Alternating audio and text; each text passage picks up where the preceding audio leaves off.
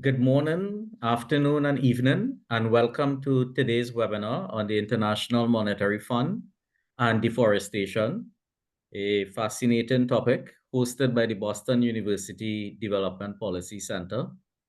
The Boston University Development Policy Center is a university-wide research center that works to advance policy-oriented research for financial stability, human well-being, and environmental sustainability across the globe.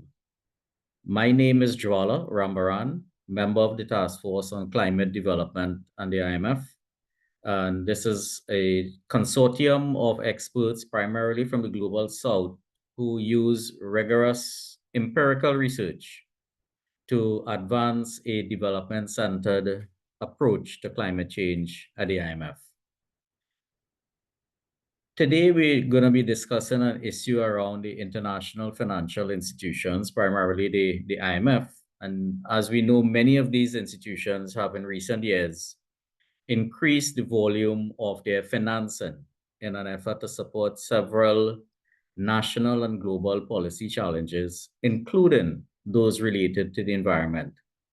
And while the environment may seem outside of their mandates, surprisingly little is known about the impacts of these institutions' lending policies and programs on the environment. The IMF, as the apex body within the global financial architecture, considers climate change to be a macro-critical issue. So how does the IMF consider environmental impacts in its lending programs? What environmental consequences are associated with IMF program in lending countries and borrowing countries? A new technical paper from the Task Force on Climate Development and the IMF investigates these questions. It documents the IMF's advice on forest management and examines the association between IMF programs and deforestation. In a most startling finding, it discovers that each IMF loan is on average associated with a decrease in forest cover of about 258 square kilometers. That's almost the size of the Maldives. To discuss these findings and the policy implications today, I'm joined by Timon Forster, lead author of the paper, the International Monetary Fund and Deforestation, Analyzing the Environmental Consequences of Conditional Lending. Timon is a postdoctoral research fellow in international relations at the University of St. Gallen School of Economics and Political Science. And he is a former Global Economic Governance postdoctoral fellow with the Boston University Global Development Policy Center. I'm also joined by Rishikesh Bhandary, senior academic researcher with the Global Economic Governance Initiative at the Boston University Global Development Policy Center. And Rishi is also a member of the Task Force on Climate Development and the IMF. I'll ask both Rishi and Timon to give us a brief overview of their paper, its findings, and then we'll move into informal conversation around some of the issues that have been found and developed. So Timon and Rishi, please take it away. Great. Thank you so much, Jwala. I will begin with a little bit of context to really situate the paper that we have done. First and foremost, the story really starts with the International Monetary Fund taking climate change seriously, right? Which is the determination of climate change as a macro-critical challenge in the jargon of the IMF. And what that really means is that climate change has macroeconomic impacts or may lead to, in the future, in a prospective sense, the macroeconomic impacts may materialize in the future. And so therefore, the IMF decided that climate change fell squarely within its mandate and launched a strategy in 2021. And now, when you look at the strategy, what will really stand out is that the IMF is really focused on analyzing and tracking and monitoring various trends and risks In other words, the emphasis is, very much on what's called the surveillance function of the fund, and very little on the so-called lending toolkit. The IMF does not say a lot about how exactly climate change is being embedded into its lending strategy overall. There's a very short paragraph. Second is that, when you read the climate change strategy, something that also stands out is the assumption is that this is largely a story about mitigation, that is, either decarbonizing or reducing fossil fuel use. It does not really say much about land use change, about the importance of forests and how not only do they act as natural carbon sinks, but they also play an extremely important role in the livelihoods of people around the world, as well as how forests themselves can act as very critical buffers that dampen climate impacts and therefore also support adaptation efforts. So we really wanted to bring these two pieces together to understand how does lending really impact environmental outcomes. And in this case, because there was very little attention paid to deforestation, we wanted to bring these two strands together to think about how do IMF programs really affect deforestation. And so, yeah, so with that, let me pass it to Timon to discuss some of the major findings of the paper. Great, thank you so much. Yeah, as Rishi has already outlined, we're trying to answer this question of how the IMF considers the environmental impact in its lending programs and what the consequences are. We're trying to address this question by looking at deforestation. And in the first step, we need to understand whether the IMF has been explicit about forest management, about the forest sector. So in its lending programs, has it actually prescribed any advice on sort of this sector, these issues? And if we talk about lending programs and we're interested in the policy advice, well, we really need to focus on conditionality. These are the policy reforms that borrowing governments are asked to implement in exchange for the financial support that they receive. And of course, since 1980, over the past 4 decades, the IMF has administered, initiated, or negotiated hundreds of lending programs with low and middle income countries all around the globe. And in total, across these 4 decades, they have implemented or mandated close to 36,000 conditions, policy reforms in these programs. And for us, really a natural first step was to examine these 36,000 conditions and see whether they include any explicit targets on forest management. And by using keyword search and quantitative text analysis, we went through this text corpus, these conditions, and we found that only 34 out of these close to 36,000 conditions actually pertain explicitly to forest management. And this is perhaps not surprising, or it's sort of consistent with the IMF at the time, given that the membership has only recently acknowledged or recognized the macro-critical issue of the environment, of climate change, right? But we find that even though it's such a small number, these 34 conditions, they were administered in 14 different countries, but that policy advice is not coherent. We don't see that there is a blueprint of the IMF with regard to forests or forest management, but we see a lot of variation across these 14 countries and the respective programs.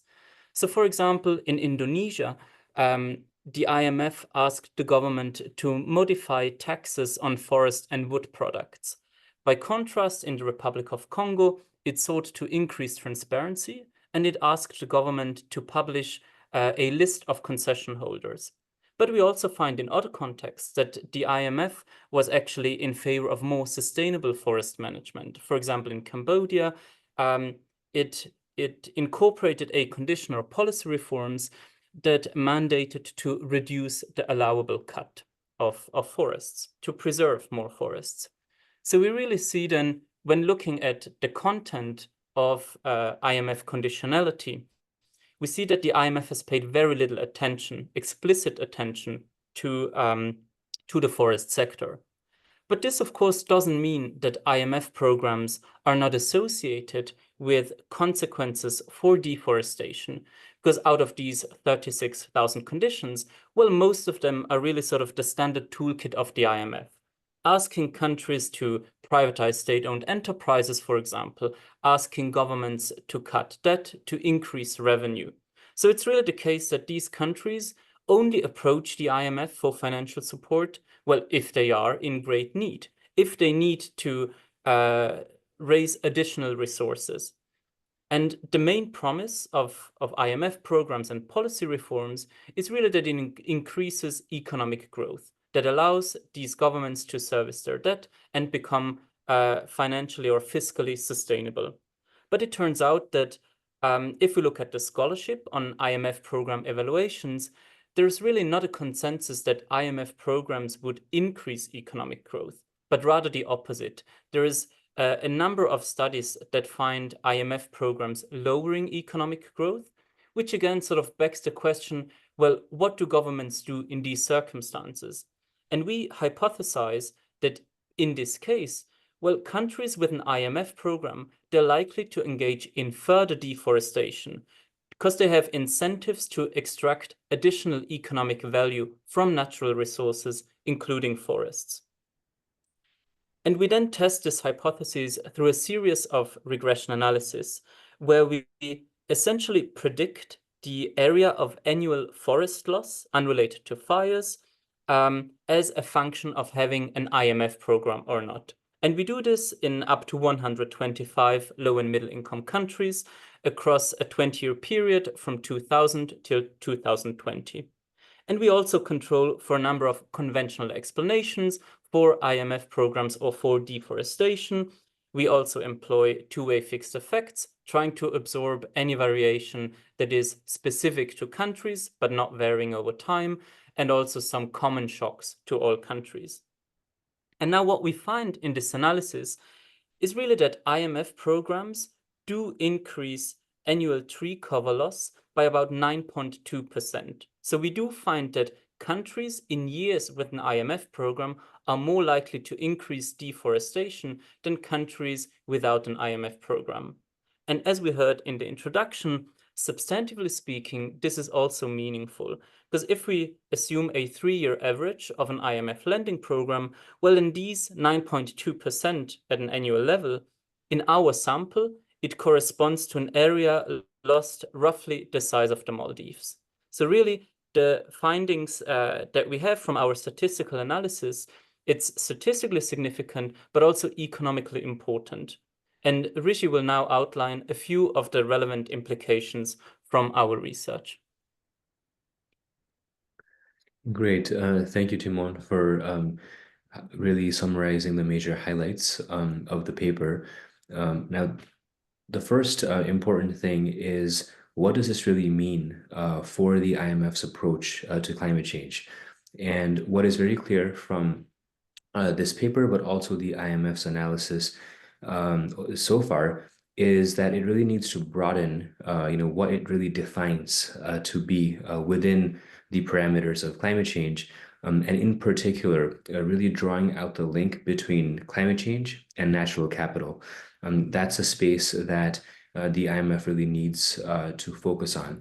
That's number one. The second is, as we have said, especially in the various publications of the task force, and as you highlighted, Timon, in terms of the lack of consensus regarding the growth enhancing effects of IMF programs. If anything, it's the opposite, right? How exactly should the IMF program conditions be designed?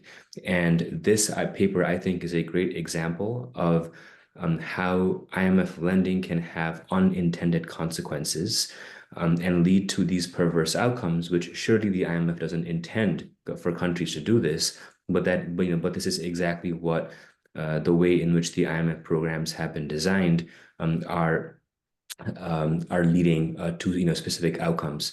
And so therefore, as the IMF considers the design of its programs and conditionalities more generally, it really needs to internalize how exactly can it support countries preserve, conserve, and enhance its forests, its natural wealth, rather than leading to situations where countries would really be tempted to squander such resources. So therefore, this really is a call on the IMF to really think very critically about how exactly should its program design really look like. And finally, what this paper really does is it's one brick in a much larger analysis that will have to be done in regards to the IMF and the environmental impact of its lending. Here we have focused on the impact on deforestation, but there are also a number of other sectors, a number of other issues that will really need to be analyzed so that we can really understand how does IMF and its role in terms of the environmental consequences of lending. How do those things come together? And finally, this hopefully, as the multilateral development banks have done, which is to commit to Paris alignment. Hopefully, this also informs how the IMF can think about what a Paris-aligned toolkit means for itself. Because of course, achieving the targets set out in the Paris Agreement will require a significant enhancement of carbon sinks around the world, and not their depletion. And so I think these are some of the policy implications as well as extensions from the paper. So let me pass it back to Jwala. All right. Thank you very much, Timon and Rishi. I think, that paper provides some very valuable and useful insights. It covers an area that I believe is pioneering. As I say, it's like the first brick that's been laid.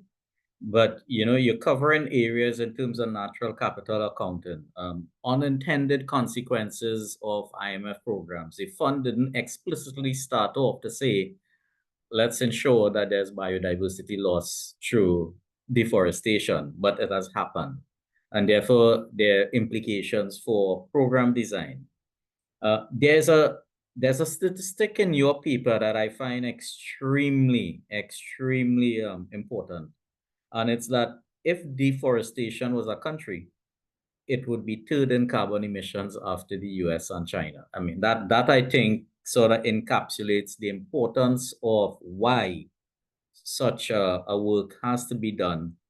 And it's also in the context that what we have now is one major tropical rainforest in the Congo Basin that remains a strong carbon sink. The Amazon is experiencing record-breaking drought, so there are threats there. And we've seen the expansion of agriculture has turned tropical rainforests in Southeast Asia into a net source of emissions. So given this sort of background against which your paper has been done and the findings that you're seeing, what sort of recommendations would you make first to countries that are contemplating going into IMF programs, and these countries have significant rainforest cover? But more in particular, what does that mean for how they can unlock and mobilize financing for both climate and nature as they themselves are attempting to move to net zero?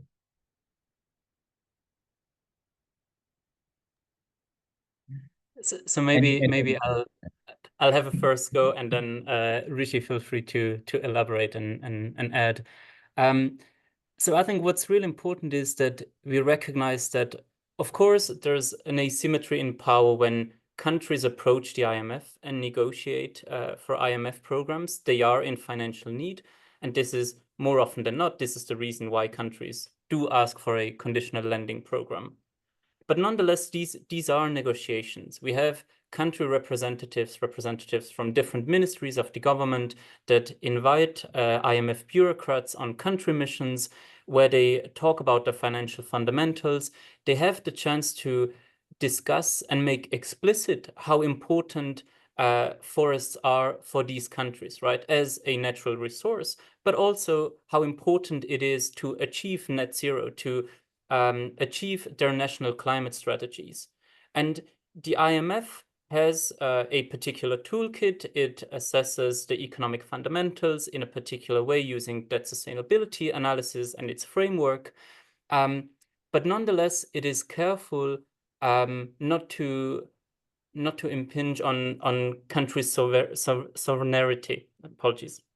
So really, if governments are explicit about the need to preserve forests for different reasons, whether it's to preserve biodiversity, whether it's as a carbon sink, or whether it's to maintain the livelihood of millions of people, well, these are factors that the IMF needs to listen to. But in the first place, it's also aspects that the officials from the governments negotiating with IMF staff, they need to bring up these issues so that they're transparent and fully on the table. And I think this is really a necessary first step, that both parties do recognize the value of forests for different stakeholders in an economy, and especially for pursuing or achieving net zero.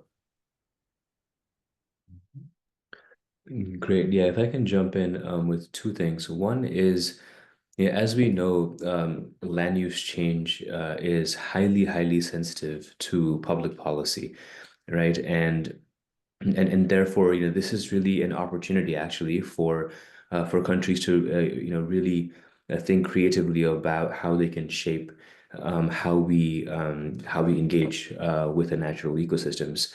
And to be more concrete, and thinking of even before countries go to the IMF, and here I'm remembering the situation that Brazil was in maybe around 7, 8 years ago, where it was slashing its budget in terms of the funds it was allocating towards the Amazon. And we really saw a major spike in forest cover loss over there, right? So, of course, Brazil did not go to the IMF that year, but you still saw the implications of how the reduction in public finance directly translated into an increase in forest cover loss.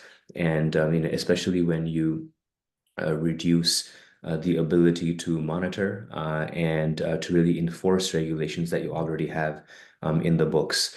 And so I think, as Timon was saying, I think the first step is to really have national frameworks that recognize the importance of forests and natural capital, more generally speaking. And that then provides the basis for the country to actually engage with the IMF on those terms, to say, these are things that we prioritize, these are things that we value, and therefore, in terms of our domestic public spending, we will continue to prioritize those things because that's what the national policy is around. Okay, good. As you said in your comments, Rishi, on the policy findings, in a sense, it reflects these perverse outcomes in program design, and that the fund didn't intentionally, move to create deforestation. As you're aware, the IMF has recently released a paper on nature risk, and that paper, for the first time, the IMF is now acknowledging that deep interlinkages exist between climate and nature loss, and that this could actually worsen threats to global financial stability. And so again, the macro criticality of nature is now coming into play as we see the fund, at least as you say, laying maybe perhaps in this sense, the first brick too. Based on what you found, right? Could you comment on what possibly this newly espoused view of the IMF on nature-related risks may mean as we start to move forward and countries, engage the fund, not necessarily now on the lending side, but on the surveillance and policy side?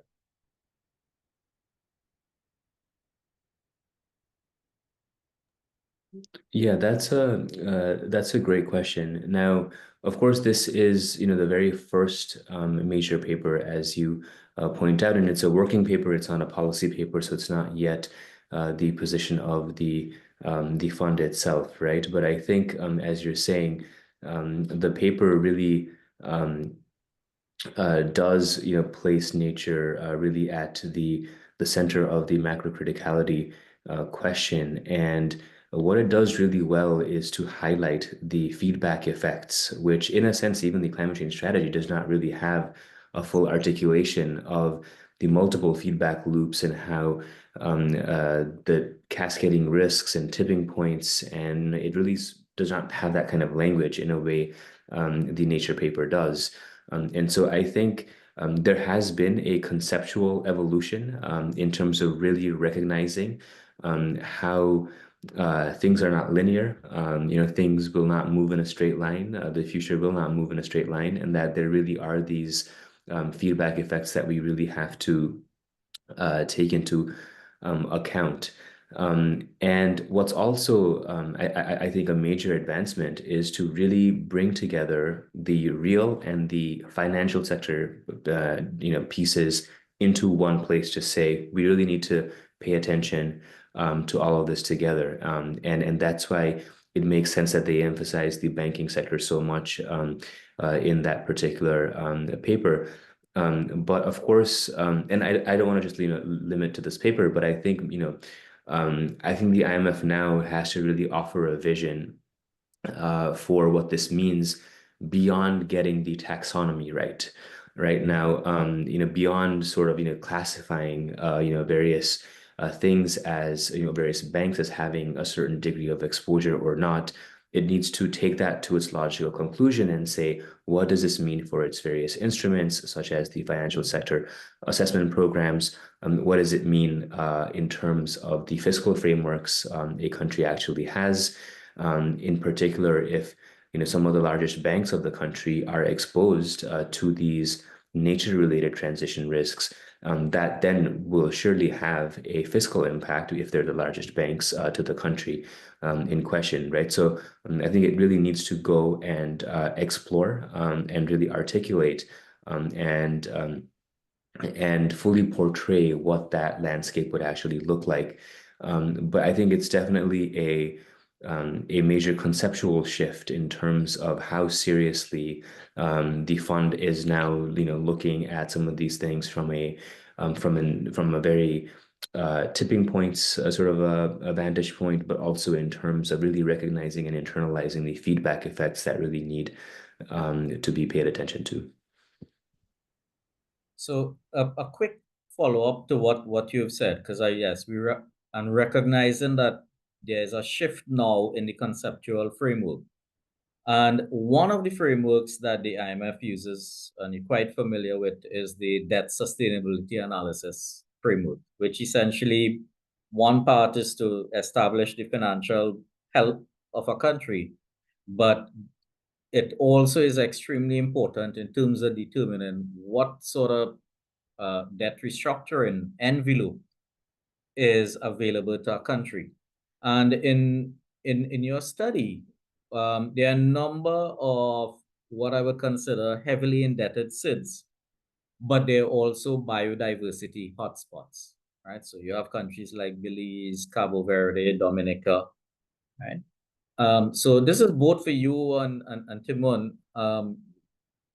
Based on what you found, and just maybe in a wider context, what suggestions or recommendations would you make to the IMF, given that it started to shift its conceptual frameworks on how it reforms its DSA so that it starts to better take nature, biodiversity loss, and in the particular case of what we're looking here, deforestation into account, or the actual afforestation that happens after? Thank you, Jwala. Maybe I'll start us off. Yeah, this is a great question, and I think it goes back to Rishi's point and the analytical work that the IMF is doing now, that it's invested devoted resources to increase its capacity to do research on the macro-critical issue of climate change, of deforestation. But at the moment, the different research outputs, for example, IMF staff climate notes, these are important outputs. And there are a range of different assessments that feed into surveillance activities, for example, that build the basis for some of the lending programs.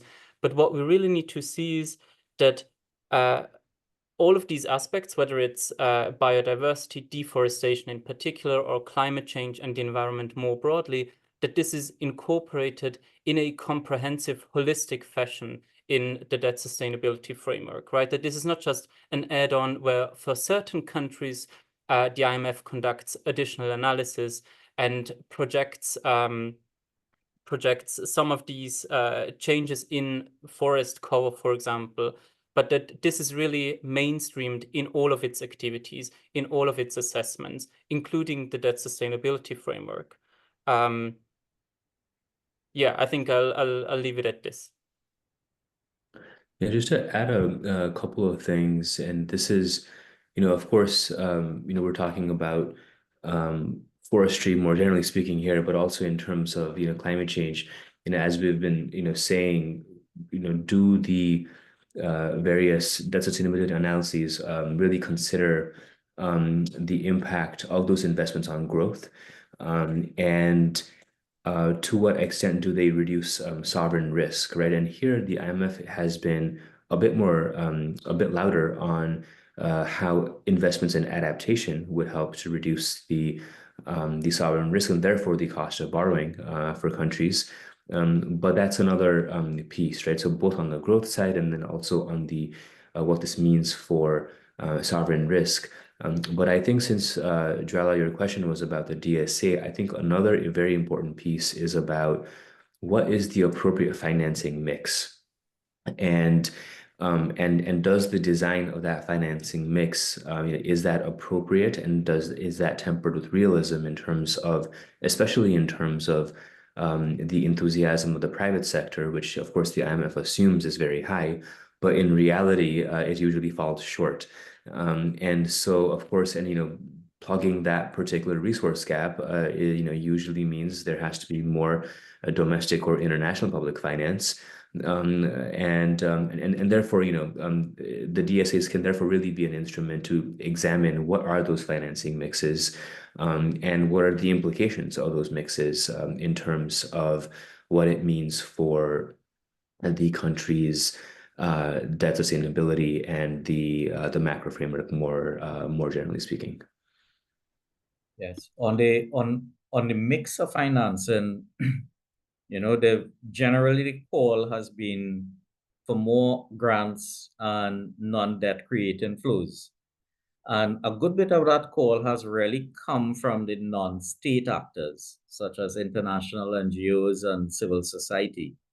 And so I'm looking at your recommendations, and I'm wondering if you had any thoughts on how, the research findings of your paper could now support these non-state actors in their advocacy efforts as they attempt to influence not only the fund, but also the World Bank and other MDBs, to move towards more environmentally friendly policies. Any comments on that?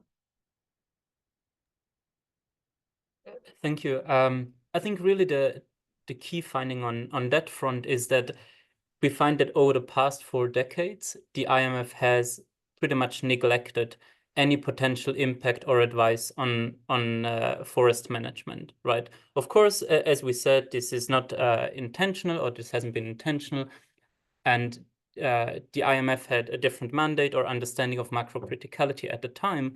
But really for civil society organizations around the world, it's really taking these findings because it shapes the level of expectation, right?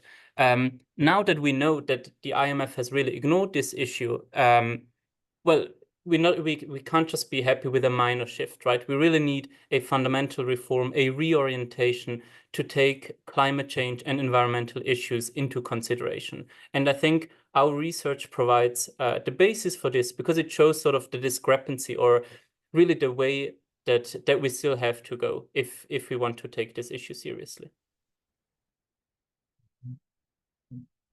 All right, and my last question is really around the task force. As you're aware, the task force has just released a flagship 2030 report, which makes several actionable recommendations to the IMF on how it could better align its climate strategy, and in particular with that of the Paris Agreement. And I guess implicit in there is also in terms of the biodiversity targets.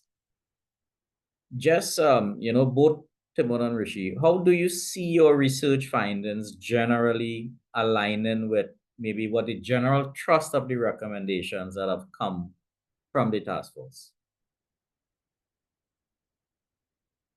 Yeah, happy to start this, and then Timon, please jump in as well. So the top line message of the report really is a call on the IMF to recognize that it really needs to fundamentally shift its orientation by recognizing that what we really need at the moment is a very large or big investment push so that countries can achieve their climate change and development goals. And so under that framing, that would require the IMF to rethink both its policy advice as well as its program design. And so here, very specifically, in terms of its program design, the findings of the paper really, I think, show the importance of maybe having specific guardrails, right, around some of these things. And I think this is actually the space, and this goes back to your earlier question, Jwala. I think this is really the space where the IMF and other multilateral development banks really should be working together so that it's also on the development finance institutions to go into countries at those critical junctures so that those periods of macroeconomic stress do not really get a country off track from its climate change or other nature-based goals, but actually help to unlock the growth opportunities that the country really actually wants to tap into. So I think this is something that the IMF needs to internalize in its program design, but also work together with other actors to really make that financing package available so that the countries can really push that growth story forward. But let me pause there and pass it to Timon.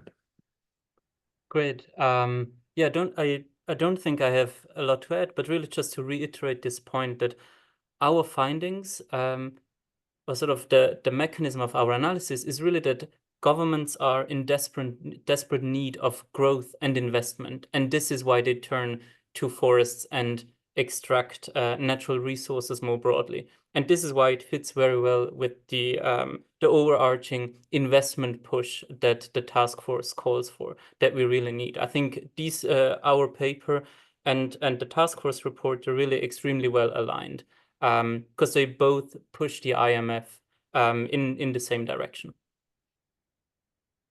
Right, great. So if I were to sort of sum up in terms of what this discussion has entailed is really one, greater collaboration between the IMF, World Bank, and other IFIs are required as this shift in conceptual framework from climate to nature starts to seep in across the IFI space.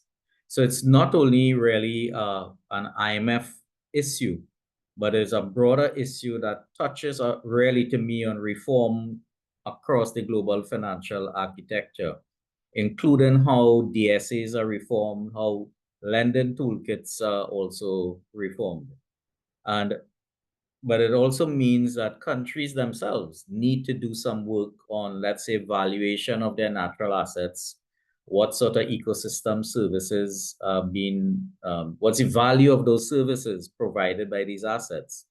So that when they attempt to now engage the IMF and other IFIs, they're in a better position to speak to that debt may not actually be, or that debt specific threshold may not be what we've generally thought it to be. And that the financing envelope available to them may actually be wider. And I take Rishi's point too that the quality of the financing is also critical as we attempt to deal with these issues. So as I close, I must say a sincere thank you to you, Timon and Rishi, for sharing your thoughts with us on your paper, the International Monetary Fund and Deforestation, analyzing the environmental consequences of conditional lending. And I must say thank you to our audience for joining us. To receive further updates for future events and research from the Task Force on Climate Development and the IMF, you can subscribe to receive newsletters by going to gdpcenter.org/taskforce. Let me repeat that, gdpcenter.org/taskforce. Goodbye and see you soon.